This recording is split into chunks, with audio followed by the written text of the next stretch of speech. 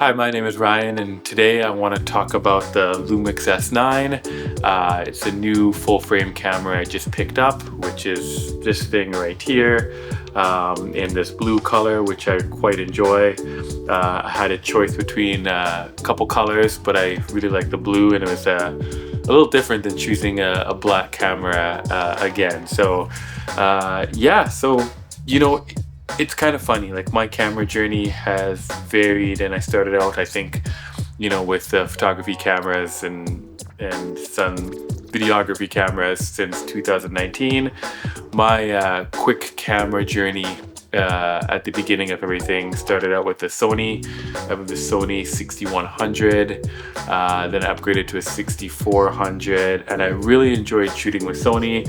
I did a lot of photo walks with it, and a lot of street photography with that camera, and it served me quite well. So it's one of those things where I really enjoyed shooting with the Sony camera. I thought I would always shoot with the Sony camera and kind of stick to the Sony ecosystem and keep on going that way.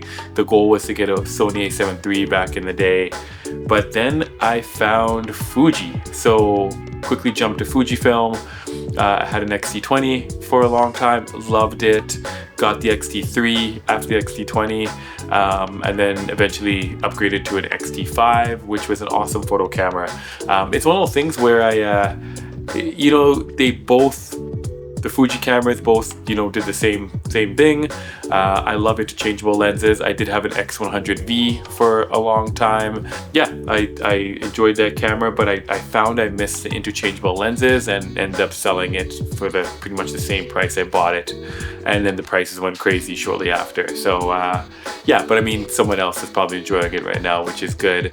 Then I went back to Sony for a little bit. I had an X-T5 and FX30 for a little bit, which I'm filming on right now. I love the FX30's little small cinema camera. It's been a wonderful camera. It's never overheated on me because it's a built-in fan. I love the S-Log feature, kind of like a baby Sony cinema camera. It served me quite well, and I plan to use it for whatever I kind of do for a YouTube thing here, just for fun myself. Sold my X-T5 and I was looking for a new camera. I had the Sony a6700 for about 2 weeks. That thing overheated every 2 seconds, so promptly returned it. And I was thinking of getting a Sony a7C II, just to kind of match my Sony FX30. I know APS-C full frame, but still kind of in the same ecosystem. Then I went down the journey of finding a Lumix camera, something that's easy to travel with, kind of equally I can toss in my bag, not too much money, but full frame, open gate 6K, and that's when I came across the Lumix S9. Now I know there's controversy with this camera too. There's no full-size HDMI, there's no microphone jack to listen for audio, and there's no shutter. It's all electronic shutter in this camera. But what appealed to me with the Lumix S9, it's probably Lumix S9. It's the closest to Fuji's film recipes that I found after doing a whole bunch of research, where I can bake in, LUTs however I'd want to, photography and video wise. It's a full frame sensor, 24 megapixels, which is amazing. Shoots 6K open gate in all these file formats that I'll probably never use. And I like Lumix's lenses so far. I got the kit lens with the S9, the 20-60, f3.5 all the way to an f5.6, fully zoomed out on the 60mm telephoto range end. But I do like the 20mm angle. I think that's fantastic. Shooting talking head while I'm running around if I ever want to.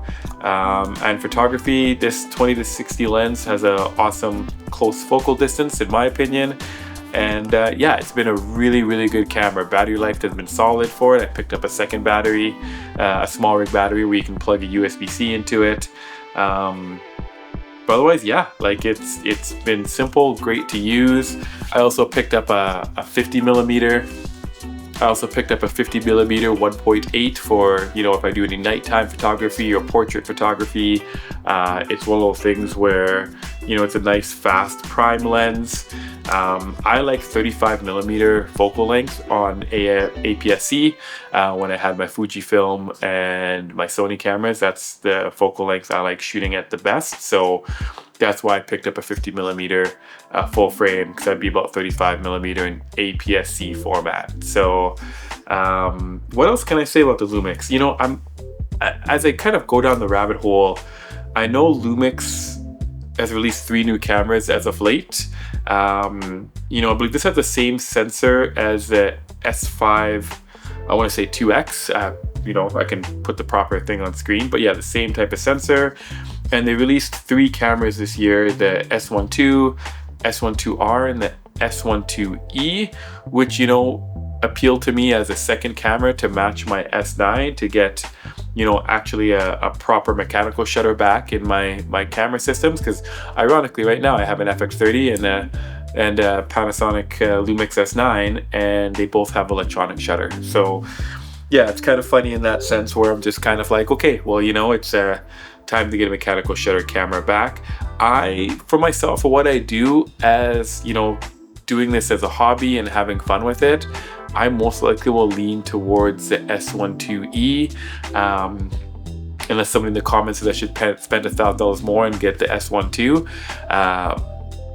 But yeah, like, it's one of those things where it's like I use photography for fun, kind of like a semi-pro hobby. It's relaxing to me. I love the technology. I love taking photos. I love street photography, landscape photography, and of course travel photography. You know, this is kind of, you know, my big thing is when I travel around, this is a great little package to take around, like roll into my bag and not worry about it, so to speak.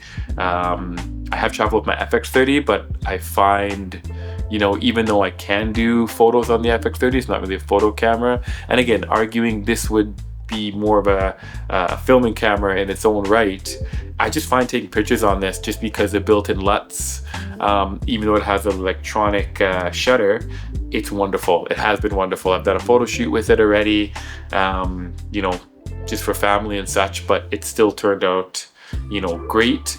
But yeah, other than that, it's one of those things where, you know, I could put some photo samples I have taken for this camera on using the 50mm, and of course the 20 to 60mm on the screen here, so you can take a look. Like, I think it's sharp. No, I don't measure quarter to quarter sharpness. I just look, you know, if a photo's good, if I'm happy with it, is it in focus, and, you know, even talk about the autofocus for this S9. Again, S30, Sony, best autofocus I've come across, which, you know, it's kind of like what they're known for, best in the business. But for this Lumix S9, using the autofocus in full area when I'm trying to film myself has been wonderful. I dial up the autofocus on the S9, like the autofocus speed and sensitivity, I believe +3 and +2, and it's worked for me. I've never had a problem with it. I love the low light of the S9 as well, which is something that I'm not used to coming from APS-C and Fujifilm cameras. You know, you can clean it up and denoise it and get rid of the shadows and such as best you can, but I find having 2 base ISOs of 640 and 4000 has been huge for me in the Lumix S9. When I have taken it out for nighttime shots and even filming myself at night, I can push it further, push the sensor further, and the 6K of course looks wonderful. So I usually shoot in 6K open gate, and I will crop in as I need it at 16:9. Or again, I really don't do any social media type content, but knowing that I can pull a 9:16 from one shot, I know is invaluable. Like, it's something you don't have to play around or do 2 shoots. So I know in the future, when I do start traveling and putting like maybe reels up or whatever on my social media, that might be the way for me to go. But otherwise, yeah, this Lumix S9 has been, you know, a wonderful little camera. You know, I just stick it on a tripod too, and, you know, do some photos of street photography sometimes, but I do like the run and gun on this. What else can I say? Stabilization has been another phenomenal thing. I'm not used to that as well. the stabilization of Lumix cameras, you know, I hear is always been crazy, but this again takes it to a new level when I put all the stabilization in. It does crop in, but if you're on like a 20mm focal length and you put the highest stabilization and it crops in, it still looks amazing. Like it almost looks like it's in a gimbal if you're still walking carefully and you know, trying to you know, as I call it, do the slow walk, or even walking a little bit normally, it still looks wonderful too as well. So yeah, I'm very excited to explore what this camera has to offer and how it works for me in the next few months. Again, I'm not in too much of a rush, but I think I will decide, you know, sooner or later here in the next couple months if I want the S1 II or the S1 IIe. But again, I really like using these things for fun, and I'm excited to try out the Lumix and see what happens from there. And yeah, anyways, I'll probably update this camera, my use for it, in a couple months and let you guys know if I pick up a new one. But otherwise, yeah, that's my experience so far with the Panasonic Lumix S9.